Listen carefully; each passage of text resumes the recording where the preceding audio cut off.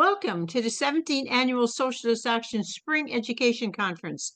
Today's gathering is titled Socialism 2024 Revolution. We acknowledge that this event takes place on the unceded territories of the Mississauga of the New Credit and the Haudenosaunee people and on Indigenous lands across Turtle Island. We join in the fight for justice, recognizing that there can be no real reconciliation without restitution. Restitution entails seizing the assets of the big resource corporations and returning them to the commons. We are delighted to have you with us today online. Around the world, millions of workers are demanding proper health care, a living wage for all, and affordable housing. They are demanding an end to the Zionist genocide against Palestine and Gaza and the West Bank, and an end to the inter-imperialist war in Ukraine, and an end to destruction of the environment. My name is Elizabeth Bice. I'm a retired member of the Canadian Union of Postal Workers, Federal Treasurer, the NDP Socialist Caucus, and a leading member of Socialist Action, and one of your hosts for today. Currently, we are celebrating the 30th anniversary of the founding of Socialist Action in Canada. This education conference features speakers from across Canada. I hope you enjoy it. If you want to change the world, please get directly involved in our party. We warmly invite you to join Socialist Action. This event is being recorded and will be posted on the SA YouTube channel. Our agenda consists of the following sessions: 1 p.m. Eastern Time, session number 1. We're a little late, but we had some tech problems, but we're there now. And the title is What Future for Youth? With Imogen Xavier and Nathan Gillingham. It will be chaired by Josh Floyd in New Brunswick. And Imogen is in BC and Nathan is in Newfoundland. So we're well covered. And then the 4 p.m. Eastern Time, session number 2, What Socialists Do in Unions, with Lisa Cruitt, Corey David, and Julius Arscott. And I will chair that panel, as well as session 3, 7 p.m. Eastern Time, Eco-Catastrophe or Eco-Socialism, with Angela Bischoff, Stephen Coget, and Tom Baker. Now I welcome Josh Floyd in St. John, New Brunswick, to chair this first session. Josh, who is the young leader of the Socialist Caucus in their province, will introduce the speakers and will contribute to the panel discussion too. So, way to go, Josh.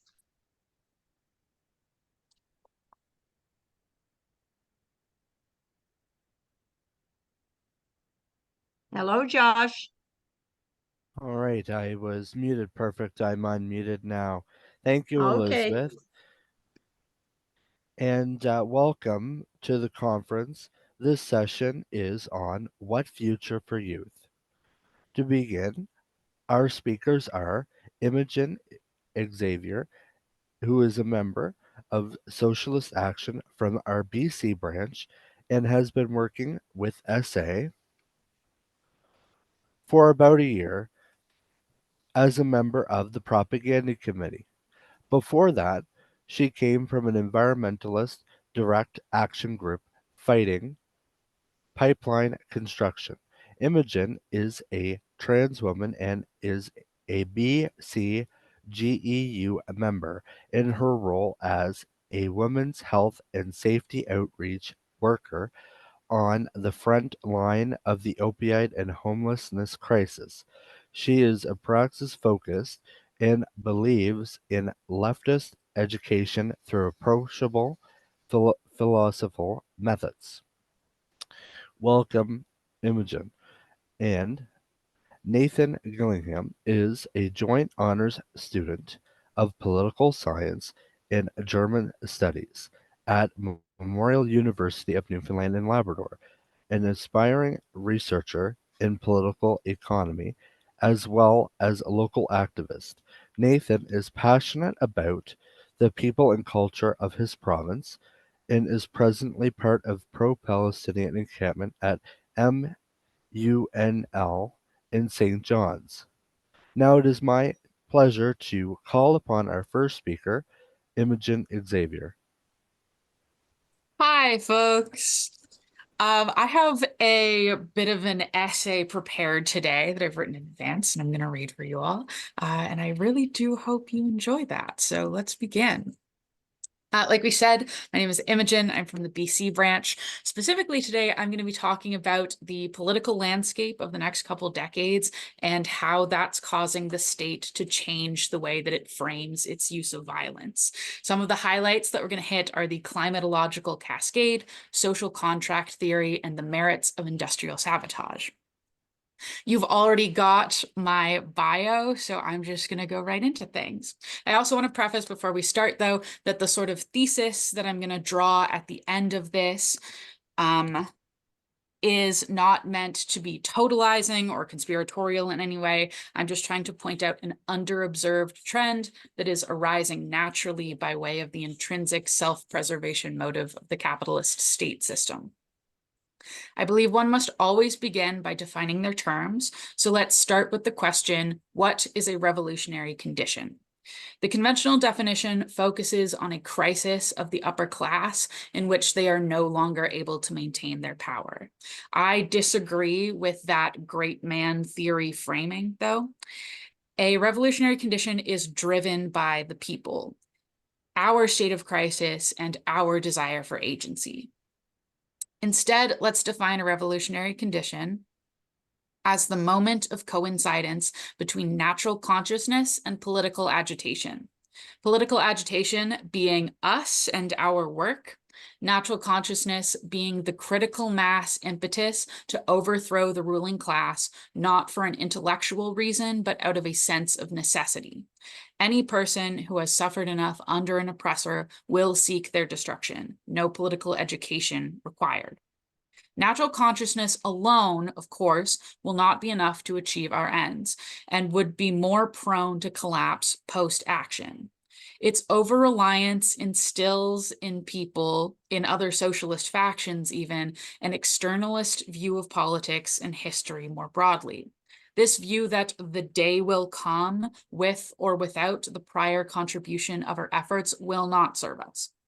I like to imagine the revolutionary condition as a thermometer. There is a certain threshold of oppression at which a population will spontaneously revolt, but through effective political agitation, we can bring that threshold down. We do not need 90% of people. We could do it with 50% or 20%. I'm sure many of us have heard the 3.5% conclusion, and while it is empirically researched, there is reason to be skeptical of quite such a low number for our purposes. But I digress, that's a topic for another time. Focusing on political agitation, aside from being the only reasonable option against waiting or accelerationism, has several knock-on benefits as well. Establishing a well-organized revolutionary faction with robust supply lines, propaganda, and policies is attractive to potential supporters, as well as providing a framework for smaller spontaneous actions, making it an exponential factor in this equation. On top of which, it makes our chances of both initial and sustained success higher. What we need to be wary of approaching the revolutionary condition is that we are not overeager. If we attempt to initiate a massive action too soon, we run the significant risk of failure, or a revolution a la Russia 1917, which leaves the door open to counter-revolution or protracted civil war. On the other hand, we are in a time crunch.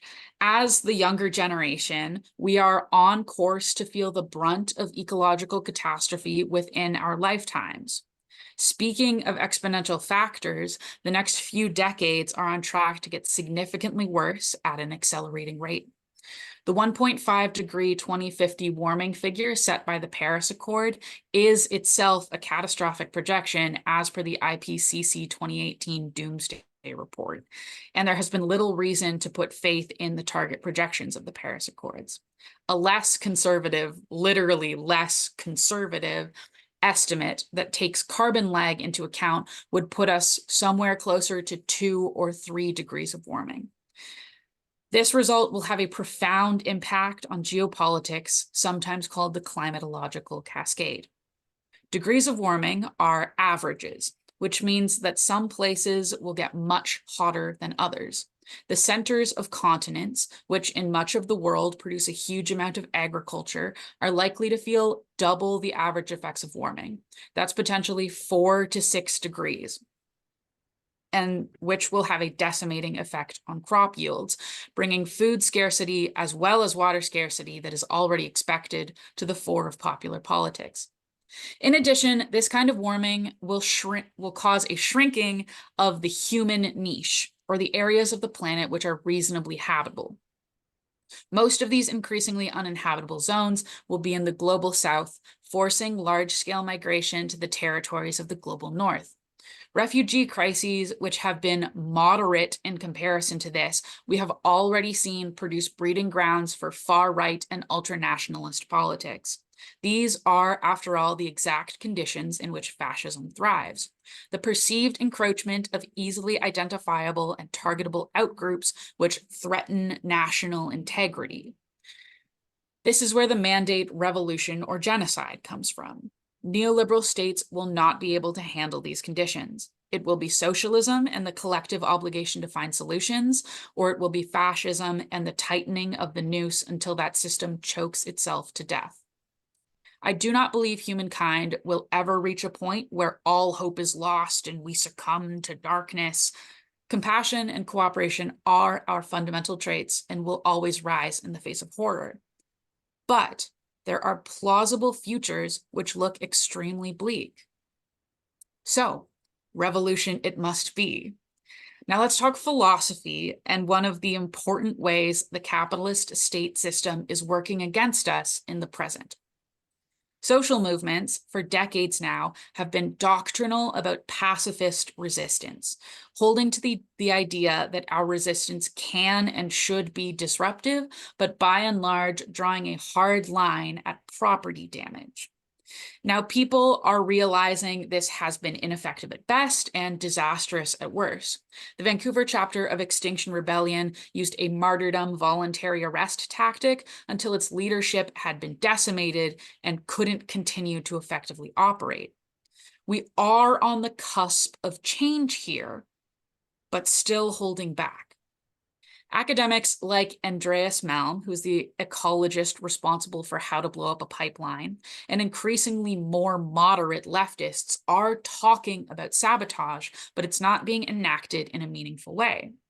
The University Palestine encampments have engaged in asset denial and territory occupation in a way that is more strategic and more organized than we've seen on a significant scale in a generation, but are largely still following the defensive pacifist ideology, representing an escalation of that course rather than a change in tactic. In 2020, we saw mass protests burn down police stations and destroy vehicles, but the overwhelming majority of these were spontaneous actions. So the left right now is clearly harboring the capacity for mass industrial sabotage. According to Malm, this could take many forms, perhaps the most effective of which being the targeted disabling of fossil fuel infrastructure and the arms industry. Industrial sabotage in concert with state supply line disruption has historically been one of the most effective revolutionary tactics alongside the general strike. It has the advantage of not needing to reach the same threshold of natural consciousness, though, and can be performed by only loosely coordinated actors. But in our current situation, localized cells are afraid of losing their allies' support by crossing a line. A fear of being in the wrong, or more specifically, of violating the imperial mandate of politeness, is preventing us from embracing a more effective track of resistance. Property damage, I think many of us socialists instinctually would consider, by modern definitions of the word, to be nonviolent, but that is part of the problem. Instead of thinking that property damage is justified violence, we consider it outside of that paradigm. Late neoliberalism, I contend, is conditioning its subjects, especially the center and the moderate left, to consider violent and wrong synonymous, and to consider all acts of violence equally wrong. If you're familiar with the work of Immanuel Kant, you'll recognize this as something resembling social contract theory, in which all forms of violence are wrong and some are necessary but still to be condemned. The irony, of course, being that Kant wrote this during the French Revolution, suggesting the revolutionaries were needed to enact change, but still ought to be denounced. What we have instead is a system in which the public may be permitted to believe that state violence is wrong, but are left so disillusioned with the concept of militant resistance that they are without an effective mechanism to oppose it.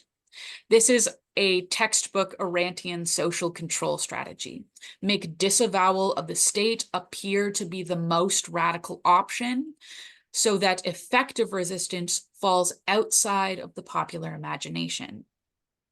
It is obviously ineffective against us, the radicals, who already think property violence isn't wrong, but it's very effective against the political center from whom we want to draw more support.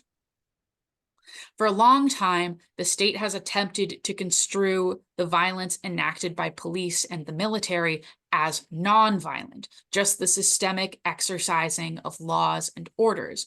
But in an online media landscape where they can no longer control the angles from which we view police brutality and international conflict, they're having to adapt, and we're seeing it happen in real time. State addresses of the Gazan genocide acknowledge the tragedy and horror, but they present a version of reality where what's going to happen is going to happen and there's nothing to be done. Violence is being redefined as an unfortunate reality, and we're going to see this more and more going into a future where capitalist states are applying more and more violence more and more visibly. This, in fact, is why capitalist states love AI and drones so much. It's a mechanism that allows them to enact violence in the most dispassionate, literally mechanical way possible. To review, we are in a race against the climate to reach a point of significant political agitation. The leftist movement possesses the capacity and willingness for mass industrial sabotage, a tool which would prove our potential effectiveness and help bring about a revolutionary condition.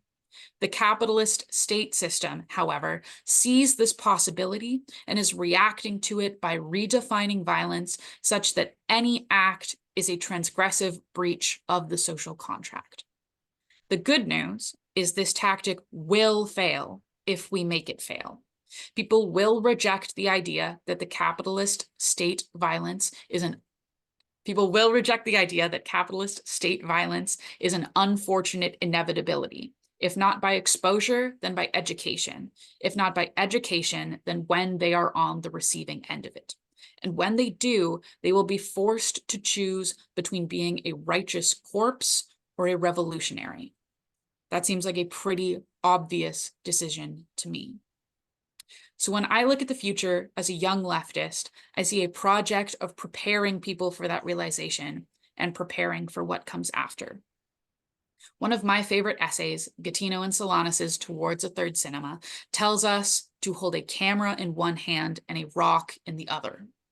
So let those of us who are ready make our decision now that we do not accept a capitalist oppressor state's definitions of the world, and there is something to be done about it, transgressive or otherwise. Thank you.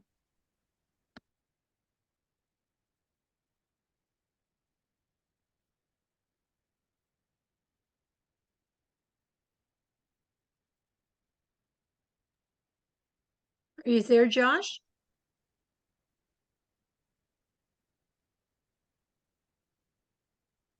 It won't let him unmute.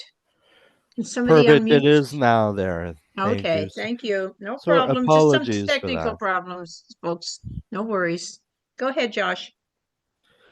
Perfect. And thank you very much, Imogen. And now let us welcome our second speaker of our panel, Nathan Gillingham.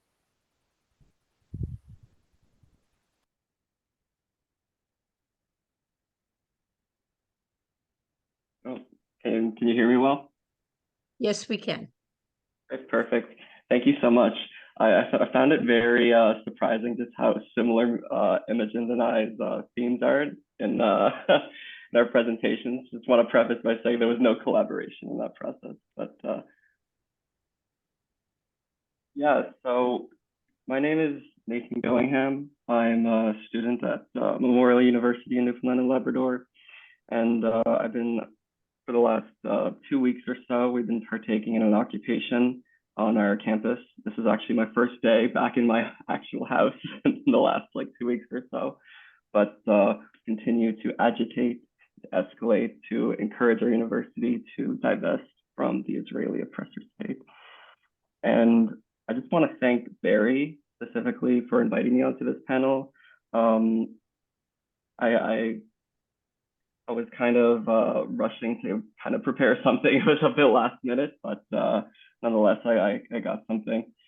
So I've been pondering the question, what future for youth? And I think it's pretty interesting because me specifically, it's very weird that I often don't really think about it.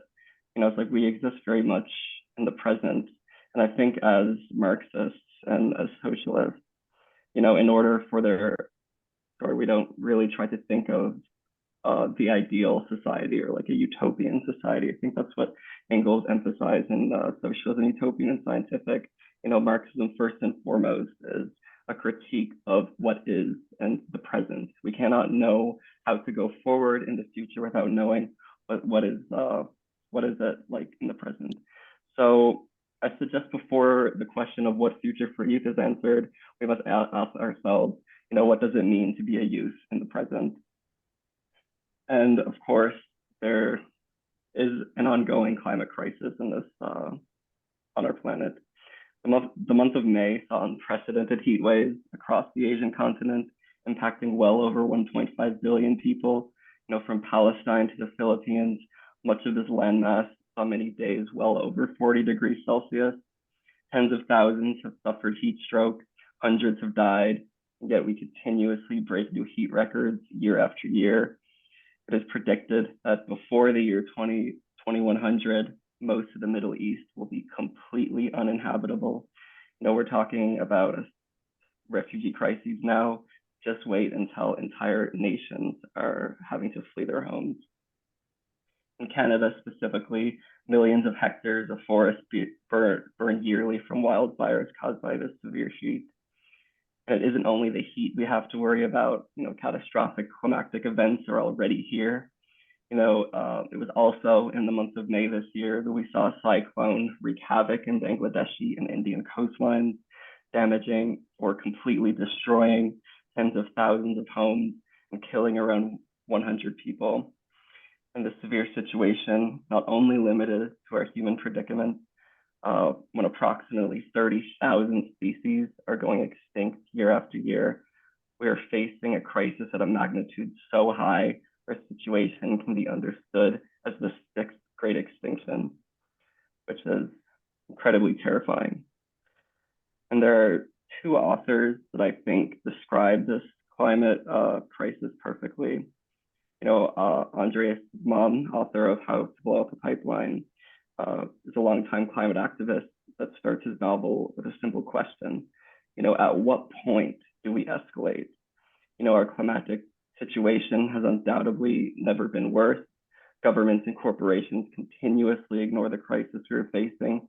And yet Palm notes it is striking that climate change activists have not resorted to any acts of terrorism. Eco-terrorism is just kind of like a fictitious thing that exists in only novels. For the longest time, we've basically just been passive. So how can this lack of action by the masses be properly explained? Amitav Ghosh calls this a great derangement. The fact that we are met with the greatest threat of our existence, and yet little action leading to meaningful changes taken. It's almost like a great contradiction at the same time. If we are to historicize our position, Ghosh claims future generations, if there are future generations, they are to think of us in the current year as completely deranged in our complicity. What can explain this? We live in a time of precarity and mass unrest. 5 of the 7 largest protests in the history of the United States occurred in the last 5 years. And I wouldn't be surprised if the numbers were similar in Canada as well. The resentment for the status quo is obviously there, yet it seems painfully misguided. There are fascist waves going across this entire planet right now. And it is undoubtedly because of this resentment for the status quo. The George Floyd protest, the largest protest in US history, that saw around 20 million take to the streets in the US alone, and millions more in 60 countries around the world. It was mass unrest, riots, violent confrontations with the police. Fast forward 4 years, the gains of this unrest are mixed at best. We had some police reforms in some cities, but then again, in a lot of places, it also led to even further militarization of the police. And so, what were the gains of this unrest? It's easy for us as socialists to see the interconnectivities between the climate crisis, racial inequality, police brutality, accumulation, etc., as causes of the development of capitalism. But the spontaneous moments of resistance, no matter the size or magnitude, appear misguided in their demands and inevitably fade back into irrelevancy once suppressed by police apparatus. And why? I think in order to answer that question, we need to look back to the neoliberal wave of the 70s and 80s that saw massive suppression of organized labor. Wages for the last couple of decades have been stagnant. I would say class consciousness is also at a historic low. But at the same time, I also think that the youth of today are specifically radical because of this resentment to the status quo. But despite this radicality, it seems that we aren't able to properly organize because of this massive suppression of organized labor over so many periods. And it isn't all this doomerism. I try to avoid this pessimistic view, but despite these uncomfortable realities in our contemporary world, I'm not entirely pessimistic. We as youth are in a unique position to act, I think.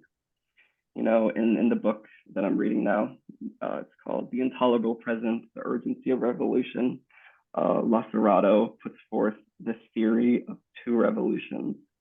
We have seen political revolutions in the first ages of the first socialist revolutions in the early 20th century. And then we saw social revolutions in the 60s, such as the civil rights movement, queer rights, feminism, and so on. But we have never seen a revolution embody two of those things. And I think, especially today, we're in a unique position.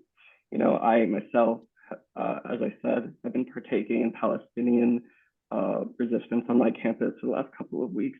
It's very interesting seeing what type of people are involved in this act of political resistance. There's disproportionately racialized people, disproportionately queer people, disproportionately indigenous and women. What we are doing now, I would say, is this embodiment of the theory of the two revolutions that Lacerado puts forth. And so what this tells us is that we must continuously look at these moments in history to meaningfully act. I cannot emphasize enough, I think all of us can agree, to be a socialist, one must organize, organize, organize. And what we're seeing now across campuses, across Canada, the United States, even parts of Europe, is just that. I have met dozens of people over the last couple of weeks, all for this unified goal of divesting or getting our university to divest from Israel. And I made been making this sort of joke to my friends that this encampment that we're living in is kind of existing communism in a way. In a way, housing is collectivized. We're all providing each other tents. food is collectivized. We're all providing each other food and so on. And decisions are incredibly decentralized. It's a very much a collective effort of what comes next. And something that I think that I've learned in this time is the value of the social network.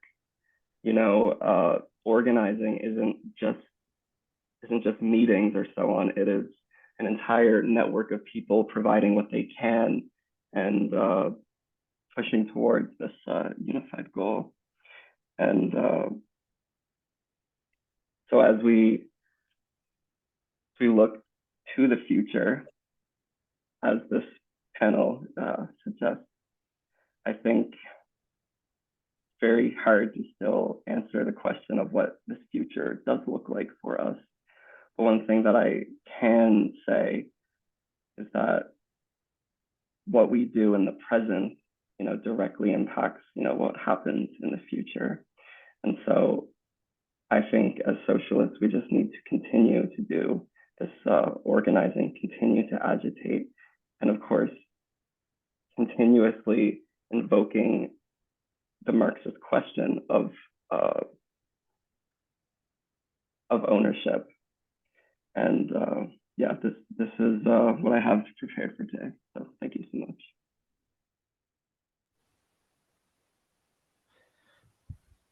Thank you very much, Nathan. And we'll begin to take questions shortly. Before we do, Barry did ask if I would add in on this topic as well. What future for youth? And I can say, as somebody who has been on the organizing front, I first became an activist while I was still in high school before I even graduated in my grade 12 year. Um, first become involved in a political campaign at that time, and it's interesting actually because at the time I was on my debate team in high school, and half of that debate team has since went on to become activists. I thought that the school environment that I had the opportunity to be in, all of our teachers and educational support staff at the school were very encouraging of us get involved, organize. And it's always something that I have thought on a personal level is when people will say, "Well, I don't vote because change they don't believe change can happen." What I say to them is, "Look, change is possible. Change is happening.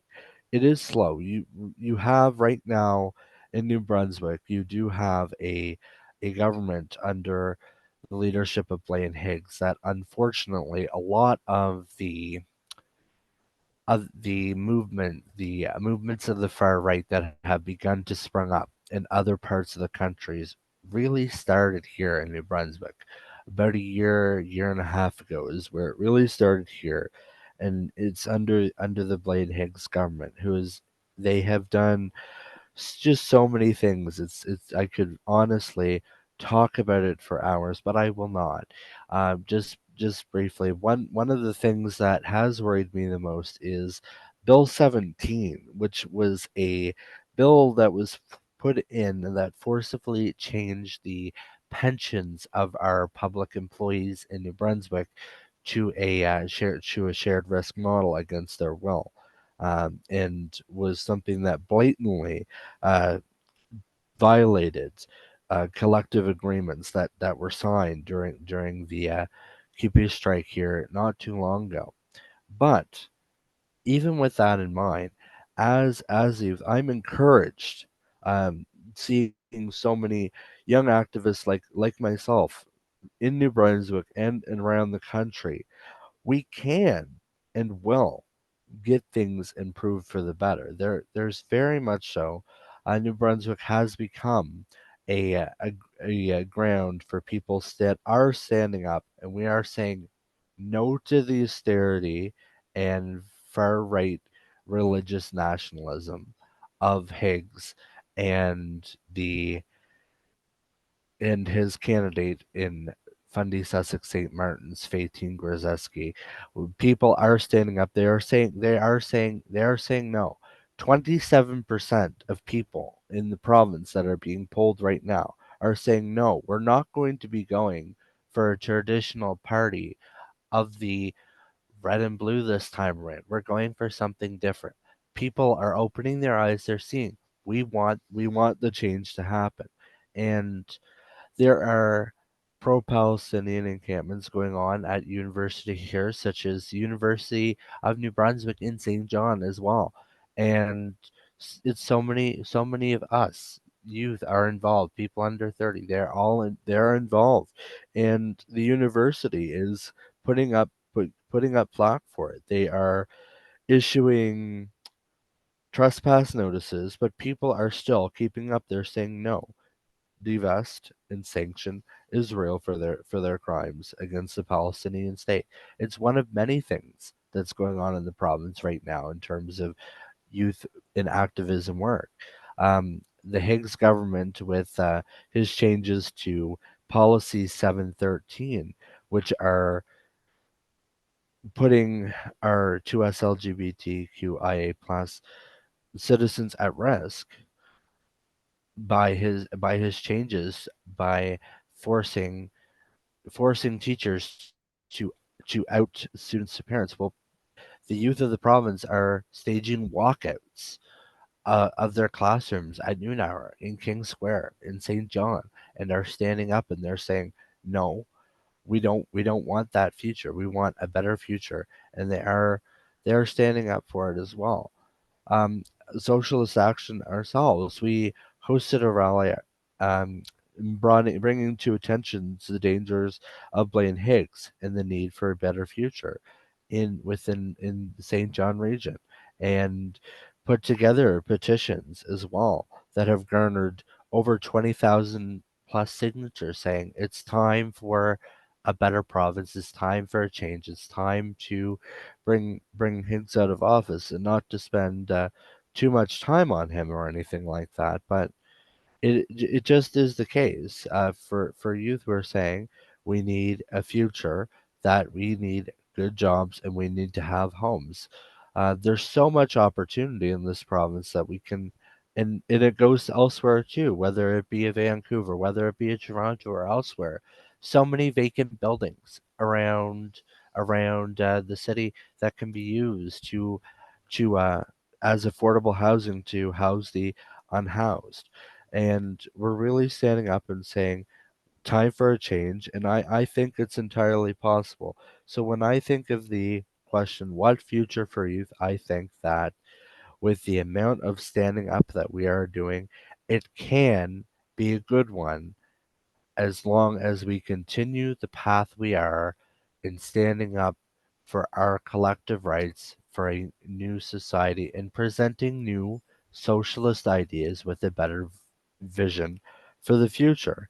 And that is what I would add on to our panel conversation. And now we will take questions and comments from the audience, followed by responses from our panelists. We can do a few rounds of 2 or 3 each. We will be taking 2 questions at a time, and yes, we now open the floor for questions, and our panelists will be given 4 minutes to answer each set of questions.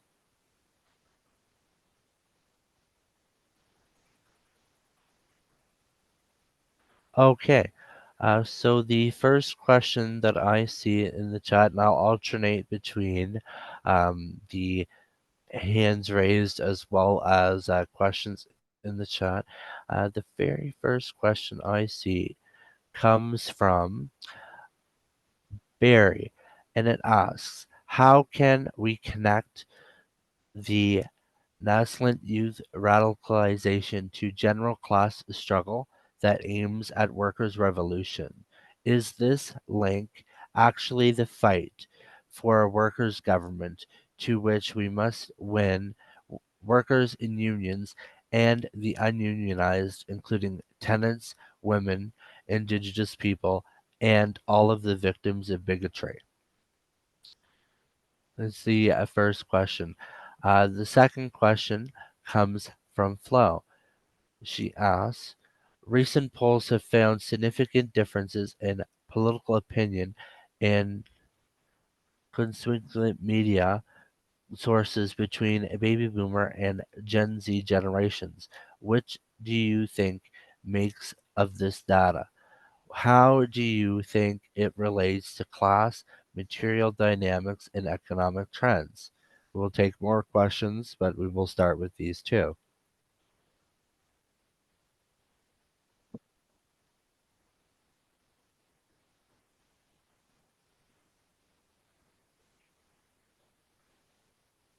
Who do Thank you you. wish to? Okay, I that's couldn't just unmute myself. oh, sorry about that. No Just problem. technical issue there. Yes, I would love to respond to both of these. But starting with berries, I think it's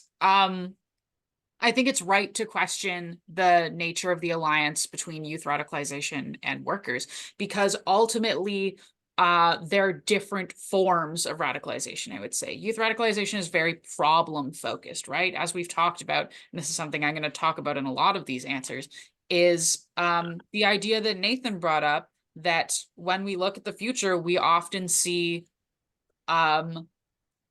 uncertainty at best or apocalypse at worst. So, versus the radicalization of the working class is focused on a solution, right? It's this idea of worker government. And I do think that's a really natural alliance, because this egalitarian form of government is a solution to the crisis that we're seeing. However, they're not one in the same, which is why we're seeing a lot of activist action in the younger generation that isn't coalescing into direct political agitation, or has not been. I think that course is changing, especially as Gen Z is moving into university and getting more systemic education on the broader state of the world. With flows, because these are sort of connected with each other, the interesting piece of data that I want to point out is that Gen Z is the most radical generation, except it's split by gender. Women are radicalizing left, and young men are radicalizing right more than they ever have before, which I think is a really interesting and important thing that we need to pay attention to, and has to do with the way that the system above us is attempting to solve this problem. They're going back to the same demographic that they always have and saying, you need to hold on to your power, and here's how you do it. Yeah, can I take back at that image there, but to answer? Barry already has his own answer to this, but I think when we look at like anything, any single equity group or disadvantaged, one thing that's convenient is that we all really have an enemy, not as I think anti-fascist. Nathan, just sorry to interject. Your audio is real choppy and different from before, so I don't know if you want to check your equipment yet. Yeah, is this better? Oh, totally. Sorry, you might want to start from the beginning. Sorry about that. Okay, so as I was saying, I think anti-fascism is essential to any socialist action, really. I think it's painfully misguided to kind of abandon these so-called like culture war issues in favor of class reductionism, because I think they're inherently aligned. The whole issue of like the anti-trans wave that we're seeing across the world, basically, it is obviously not directly related to class, but the fact that fascists like to cling to these issues, it is a distraction. What fascists like to do is to attack social groups. They like to divide social groups, and we need to make sure that we're inclusive of all peoples. You know, we are united against this this fascist wave, and of course, this also directly relates to class as well, because the far right is also disproportionately in the pockets of big business, and they're disproportionately anti-union, and of course they like to encroach on indigenous land as well. So of course, just further militancy to this wave of fascism, I think, would would be the correct answer to that. Nathan, I love that you brought up the international trans issue, specifically as it pertains in Western countries, obviously. A really interesting connection to draw here is that one of the questions when you're asked, when you're being assessed for gender dysphoria, is how do you see yourself growing old? And I know that a lot of people, a lot of other trans people are answering that question with, I don't. Which I think, exactly as you're saying, the connection between the queer struggle and class struggle is that we don't have a future unless we're organizing with other factions.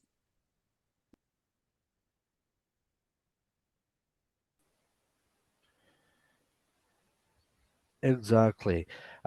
For our future, it really is a very important thing that we work on a united front wherever possible, and work cross-factionally to ensure that everybody's struggles are being met for as we work together for a better future. I really think that it's important to get a variety of different perspectives and make sure that everybody has a voice. And now we have another round of questions to our panelists. Uh, Now this time, I do know that there's another question in the chat. However, we'll go to questions from some in our audience who have their hands raised. Uh, First, I would ask Zach and then Judy. Hello, everyone. Good to see everybody. Thanks so much, speakers. That was fantastic, and thanks to all the organizers. We're off to a good start here.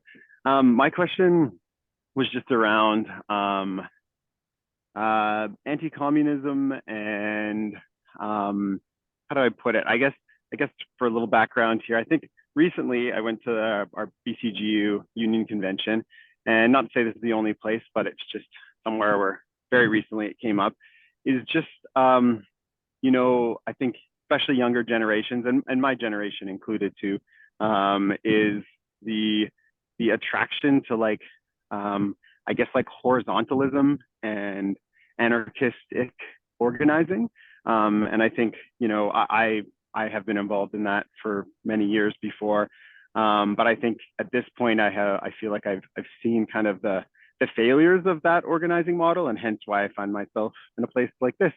And I was just wondering what your thoughts are on that, because I think organizing, especially with young people, there's like this, I think there's people that are very conscious of wanting to organize that way, but I think there's also like this cultural aspect that has become part of youth organizing, where people feel like, well, you know, so many of the problems in our world are like about like, you know, authoritarianism and, you know, rich, powerful people running our world and telling us how to operate. So therefore we need to eradicate like all hierarchy and like, you know, almost organization in itself, right? And I think, you know, the Occupy movement and stuff like that. I think actually like Vincent Bevan's recent book where he's talking about Occupy and the Arab Spring and how a lot of the failures of that movement can be associated with that approach to organizing, where it was like there wasn't a lot of background to like, you know, there wasn't a lot of theory really involved, right? It was just like, we're going to rise up, we're going to have lots of demonstrations, and then these power vacuums were created. So, and I think a part of that is really supported also by still this strong like cultural current among even our youth that's very anti-communist, often like unconsciously. So I was just wondering what you guys' thoughts are on, you know, how to organize within that space and how to to approach that in a way that people, I think, are more likely to be interested and open to those ideas. Thanks. Thank you very much, Zach, for your question. And I believe that for this round of questions that Judy had one as well.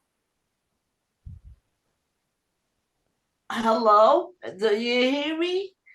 Yes. Yeah. Okay. Revolution has always been on the agenda.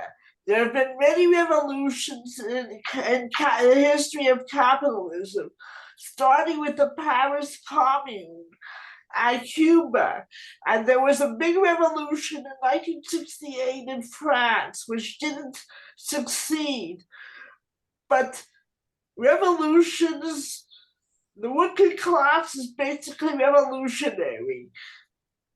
So they have to have leadership, but we should keep that in mind. Revolution occurs often, or is attempted often.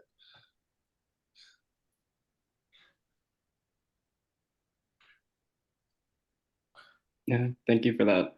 Would you mind if I started? Yes, this time we'll alternate. Please answer first, Nathan, and then Imogen Perfect. afterwards. Just to first go back to Zach's point, I think it's very interesting. I went to this lecture last year from a communist and an organizer in my community, and something she emphasized, which I found kind of funny, is that there does exist this C word. It's like you can say the right things, you can have the right critiques, everyone supports you even, but as soon as you say the word communist, everyone shivers in their boots a bit, like, oh, communist. So there does exist, this like after years of suppression of communists and unions, as well as like propaganda from the West, of course, there is this tendency to reject Marxism. I think this is what you were getting at, Zach. But something that I find particularly useful is I feel like you don't even need to compromise the critiques of Marxism, but I don't Imogen, she, really her think you is need the to co-host now. specifically state that you're a Marxist and everywhere you are. As long as you continue to critique, as long as you continue to speak to power, people will agree with you. And I think this is a very, very useful tactic to meet people where they're at, and not drown them in all this like theory and jargon, but to specifically say to them about the inequalities in this world. And oftentimes I feel like people are very receptive to that.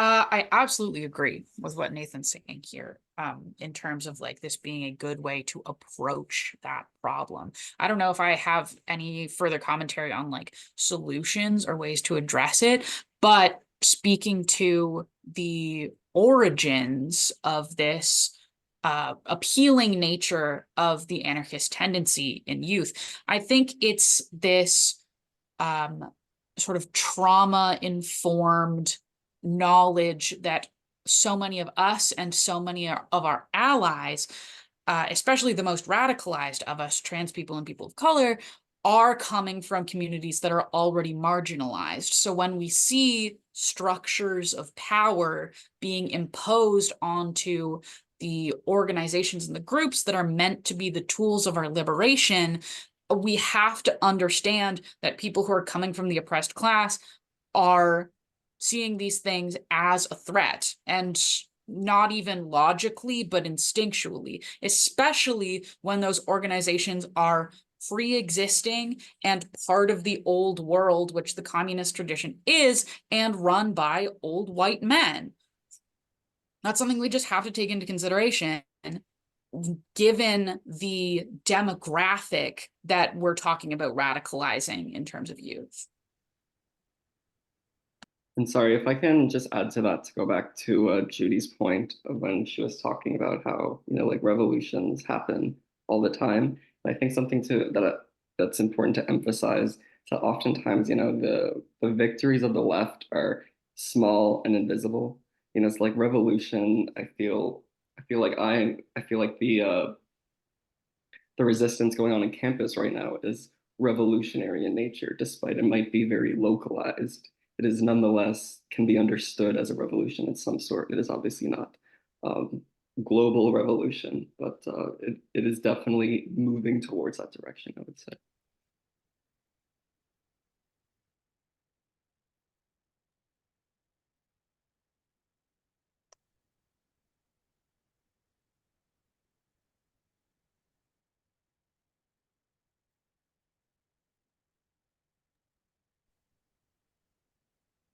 I think Julius is next. Are you having technical problems, Josh? Okay, so we're going to move to, while Josh is coming back, we'll move to Julius for the next question, and then let's see. There's one in the chat. It says on the. No, never mind. Just Julius, go with yours. Okay, Go thank ahead. you. Thank you. And great presentations.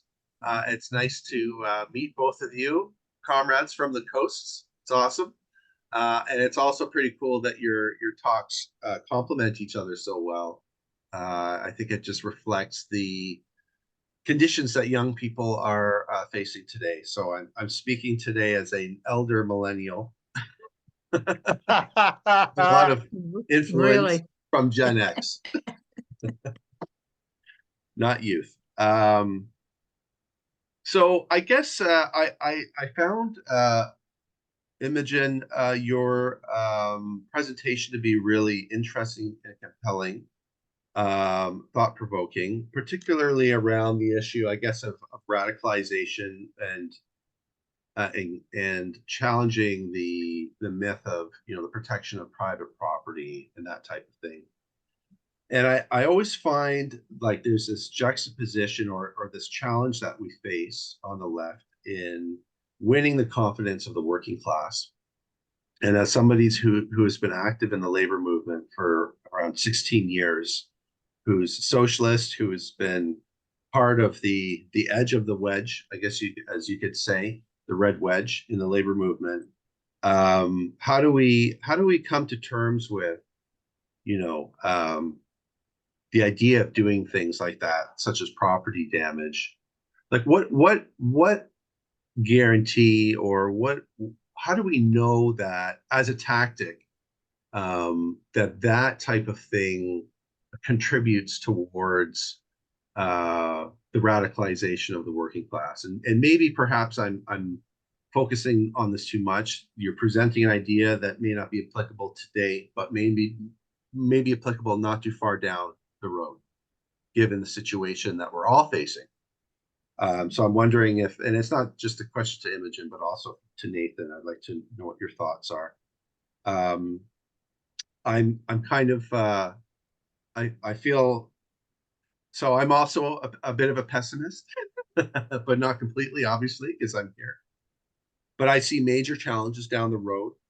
I appreciate the comment and critique of horizontalism, which still predominates even the mass movements, I think, that are taking place today. And that doesn't take away from the significance of what's happening on campuses and on the streets. There are mass mobilizations and demonstrations around the world every day, and have been for the last 8 months. But we do have challenges. You know, there are very few mass revolutionary parties around the world, given all of the issues that we face. I think we have to, you know, ponder what are the conditions that will spark that change? Because while general strikes are a serious key to what we need, what we really need are mass revolutionary parties around the world to effectively challenge capitalism and to prevent that power vacuum that comrade in BC mentioned and Zach made mention of, because that is a real threat as well. Thanks. It's funny that you bring up that specific question that you started with, because I had addressed it in an earlier draft of this talk, and then I took that part out. As you're saying, my advocation for mass industrial sabotage is not necessarily something that is applicable in this exact moment. I do think there is a place for it right now, coming from the faction of the environmental movement that's fighting pipeline construction. That's what we should be doing on that front, because that fight is not as directly tied with winning people's public support. That's a thing that needs to be done to prevent or delay the climatological cascade. However, I do think that there will come a point when mass industrial sabotage becomes a tool that helps us inspire the confidence of people on the outside. We need to be performing actions successfully so that people see us as an attractive option, right? I think that people are going to be radicalized by seeing that there are revolutionary parties out there that are doing things successfully. Does that make sense?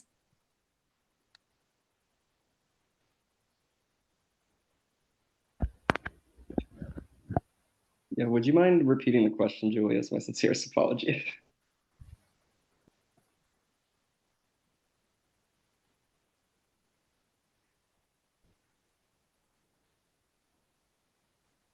Yeah. Muted. Okay. I'm on. Am I on? Okay. I guess I wanted to know just general thoughts around how we make the connection between the youth radicalization and building a radicalization of the working class, which does not exist yet, and not and that takes into consideration not alienating the working class, which we need in order to win. Perfect. I think something that's like particularly important is just a collective feeling or group feeling around action. And a party that I'm very inspired by is the Economic Freedom Fighters in South Africa. I think they're a particularly strong, like Marxist-Leninist party. And one thing that I think is so inspiring seeing them is that they're so interested in also creating like a social movement. You know, it's like not only are they fighting for, not only are they speaking to power in distilling in sorry, and speaking to like white capital and the disproportionate power that white people have in the society, but they are also creating, you know, a group feeling in massive rallies. You know, they have they have their staple clothing of like the red beret that they distribute to a lot of people. That just kind of creates this sense of sameness, or the sense that we're all fighting for the same thing. There's also like EFF songs people listen to that they all like chant at rallies and stuff like this. And so I think it's really important when we're bringing a bunch of different people together to kind of have some element that we are the same, that we are fighting for the same thing. And I think this goes back to my original presentation, in that social revolution is essential also to political revolution.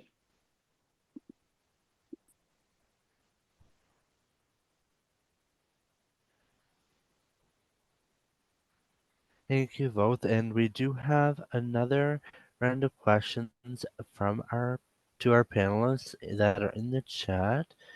One is from Mark and the other is from Rummy. And I'm just 1 second for the question. I'm just scrolling back up to get it. The first question from Mark is, how do revolutionary youth see the role of social media and online spaces for education, agitation, and organization? What are the benefits and limitations of social media and online spaces? And that is the first one.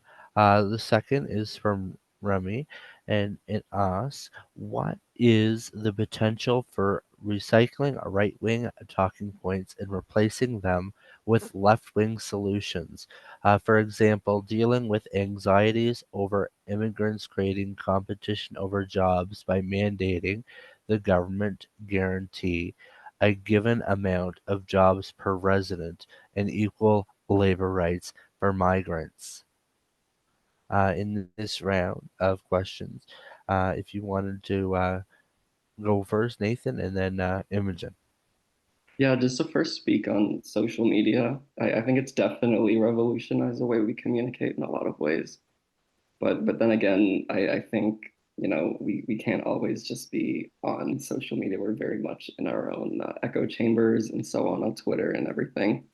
But I mean, I think the internet itself and just mass internet has done a particular good job at radicalizing youth. I think there's definitely a connection there, just of how accessible information is these days.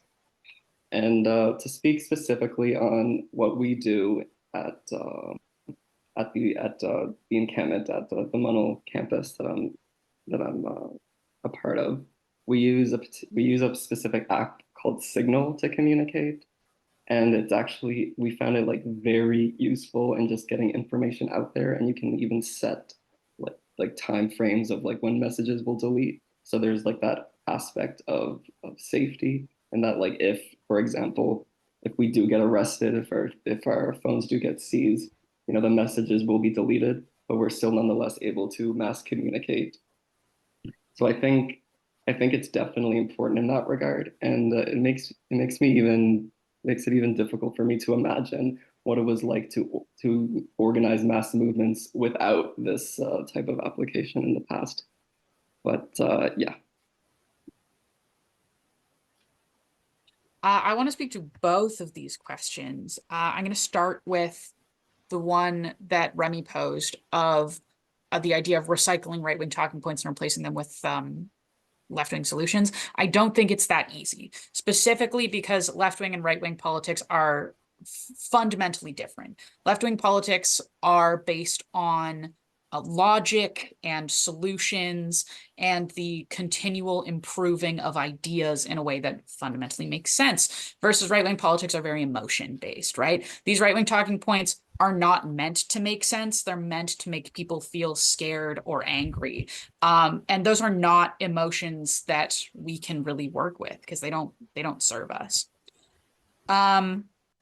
As for social media, that essay that I talked about right at the end of my talk, Solanus and Gatinos Towards Third Cinema, pertains to this. It's a little outdated, obviously, because it's talking about film and cinema and not social media, but I think it has some really useful things to say on the act of witnessing and the ability to use images of reality that are uniquely able to hold people to account in a way that the written word can't. I don't think that's particularly useful to us moving forward. There are some ideas we could draw out of there, but I think those logics are why we are seeing a mass radicalization of the youth right now. Now, social media, it must be considered, is filled with censorship and propaganda. It's controlled by the state. The US is forcing TikTok to sell to an American company to keep operating in the United States, such that they have a more direct line of control over the biggest information platform that the youth are using. So we do need to be very wary of social media. And there is an old piece of, where does it come from?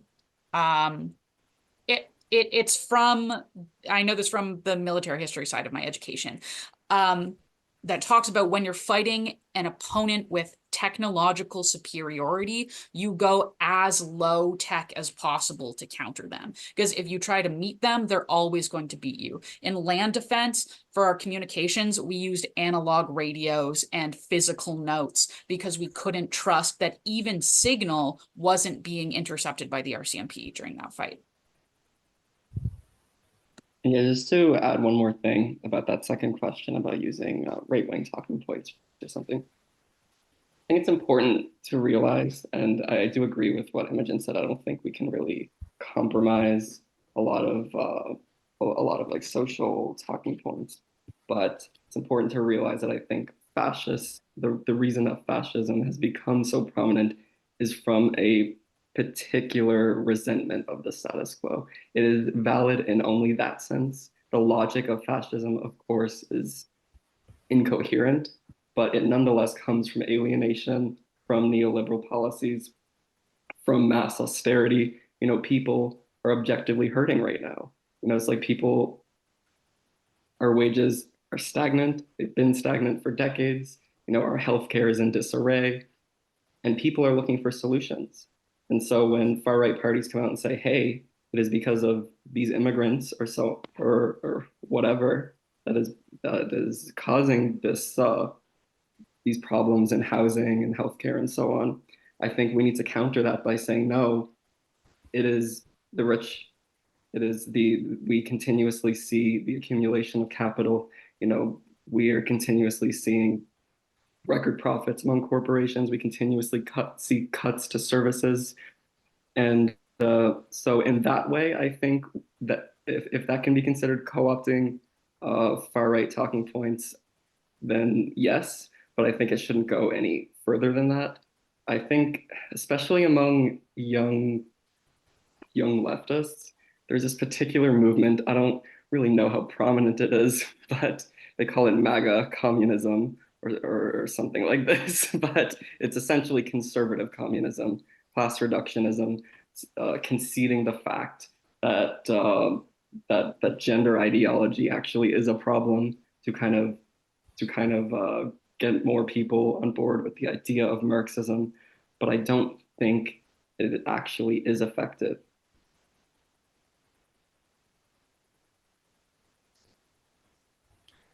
Alrighty, thank you both, and to all of those that have been asking questions of our panelists so far.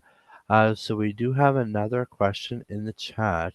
It comes from Barry, and Barry asks, "Can we appeal to youth to wage a fight inside labor, the NDP, tenants unions on campus, in environmental movements in favor of demand for public ownership under workers' control?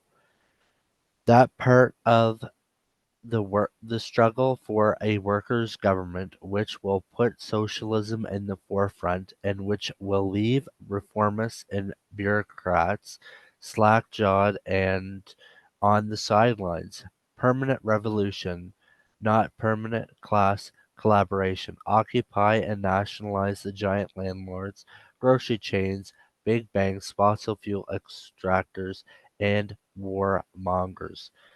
And for this question, I would ask Imogen first, and then Nathan afterwards. Yeah, I mean, I think we would all love to see the synthesis of a movement like this. But obviously there's a reason it hasn't happened organically. And I think we need to be careful that when we're appealing to youth and the environmental movement, and specifically like marginalized youth, that we're not putting we're not appearing to put our goals above theirs.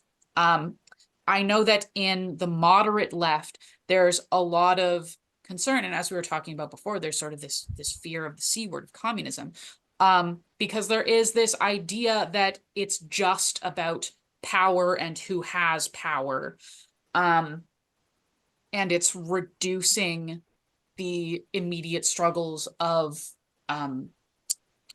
environmental degradation or of individual people's rights. So we need to work on intersectionality in that regard. I think if we really, really want to appeal to youth, we need to make sure that they understand that the labor movement and workers' rights are a mechanism for achieving their goals and are not something that is separate.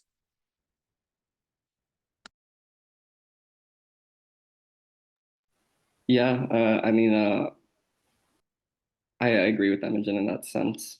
I think the biggest limitation for any socialist is that they can only partake in so many organizations. And we as individuals, obviously, we can't do it all. But I think what's important as youth, especially as radical youth, is to bring this idea of radicality inside any organization that we find ourselves in. And it is through, for example, I'm talking about the particular conditions of St. John's right now. There's been this like protest for the last couple of months called Tent City for Change. There's a collective of homeless people and people in precarious housing situations that have gathered together looking for permanent housing. And a lot of the organizing around there, I think, is specifically radical. And it's almost sad saying that it's radical to say that everyone deserves a home. But I think what's very interesting is seeing how militant that this tent city has been in resisting a lot of the antagonisms from the state and trying to displace them. They've been displaced a couple of times, and they're vigilant in setting up camp once again to make it noticeable to the government that yes, we need homes. So to go back to the appeal to youth, I think it's important to look at the organizations and the opportunities around you in your community. For example, I don't live in British Columbia, for example. I don't know like what particular opportunities arise there, but it's important to get involved in any movement in your community to invoke this level of radicality.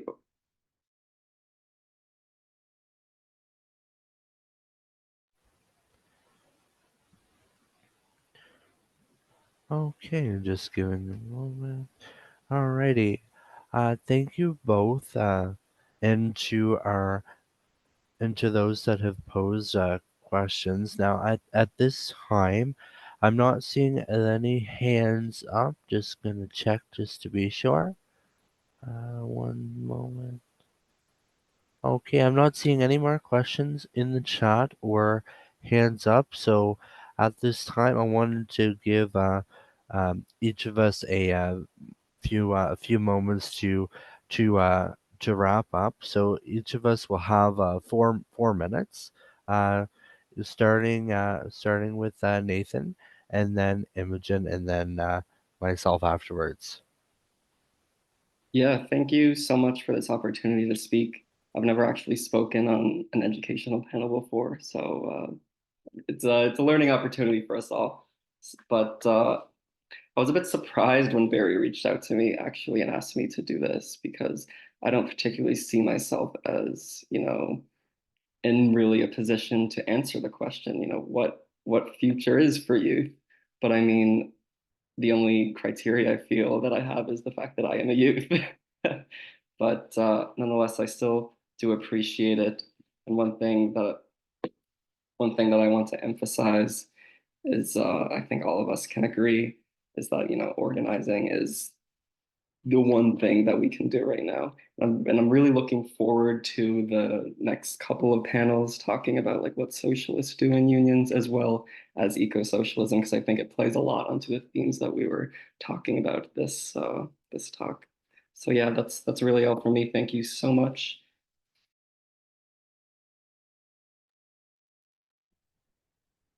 Very similarly. Yeah, I've never spoken on a panel before. This is absolutely wonderful. I don't have too much to say, but I will close by sort of reiterating one of those thesis statements that I made in my original thing, which is that I do think we will achieve some version of a better future through organizing and through action. We're not predestined. It's going to take a lot of work to get there, but I have a lot of faith in the leftist movement and the radicalization of youth that we will see something better on the horizon and soon. I wish I could stay for the rest of the day, but as stated earlier, my job is as a health and safety worker in public housing, so I have to go do that for the rest of the day. I really hope you all enjoy the rest of it. I hope the rest of them are super educational, and I would love to hear a little debrief from my BC comrades after. Thank you so much. Don't forget, you can watch it on YouTube as well. Exactly. All of the sessions will be posted on YouTube later for those that can't stay for the others, or those that could not tune in live. Um, and thank you very much, Imogen, and Nathan, both of you, for being panel. And now to wrap up on my end as well, I too want to end things off on a positive note. And again, I want to say that for the future for youth, what I see a lot of positive signs. Yes, there are a lot of, again, far right nationalists and others, and the bureaucrats and the millionaires that are fighting back. And they're fighting back harder than they ever have before. But why are they doing that? They're fighting back because we are having successes, we are having wins. Sometimes it may not feel like it, but we really are being out on the streets, taking the actions that we are across this nation state and beyond. Uh, it is having an impact, slowly but surely. It really is, and the future that holds for us, I really think it, if we do again continue on this path of action, I think it can be a bright one that we can shape for ourselves and really have not only a better society but a changed one with, again, a socialist vision for the future that ends up being a better future for all, that from what we've had before and what we've been experiencing. And I look forward to continuing that fight for a better future. And I really think it is making positive gains. So what my message to our youth would be is, don't give up the fight. Keep going and fight harder than we have ever fought before, and we can win together. And to end off, I'd like to thank both Imogen and Nathan, and to the folks that have posed questions to us here today, and thank SA for helping and putting on this first panel and the rest of the education conference that we'll enjoy over the rest of the day. The next panel starts at 4 p.m. Eastern Time, and that is our panel that is on what socialists do in unions. And I look forward to seeing that panel with the rest of us. So enjoy this break in between sessions and stay tuned and be ready for the next session. Thank you, Josh, very much. Now I would like to go to Flo for just an announcement, because she'll explain it better of what's going to happen, because we did have some technical problems. Flo? Yeah, I'm just gonna end the meeting and restart it. So you'll have to click on the link. So right after this, I'm gonna restart the meeting to allow the other participant that was removed back in. Okay, so there'll be music playing. Once you come in, you can stay on. Just turn your camera and microphone off and go do whatever is necessary. And we will see you all back at 4. Thank you again. And thank you very much, Josh, for chairing. So see you all soon.